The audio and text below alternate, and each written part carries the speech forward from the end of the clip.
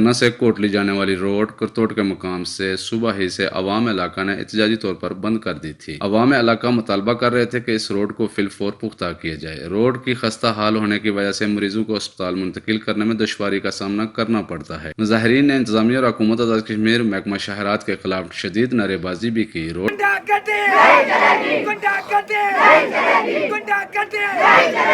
बंद होने की इतला पर जिली इंतजामिया मौके पर पहुंच गई। SHO कोटली चौधरी शहजाद, SDO शहरात कोटली मुजाहिरीन से मुज़ाकरात करने के लिए मौके पर पहुंच गए और 1 माह के अंदर रोड को मुकम्मल तौर पर पुख्ता करने की यकीनदानी करवाई और इस रोड के हवाले से अल हकाम तक ये मुतालबा अवामी मुतालबा पहुंचाने की भी यकीनदानी करवाई। मुजाहिरीन ने कहा कि 1 माह के अंदर रोड का काम शुरू न किया गया तो इससे बड़ी कॉल दे सकते हैं। कैमरामैन टीम के साथ M खुशहाल शरीफ, करतोट, कोटली, आज़ाद कश्मीर।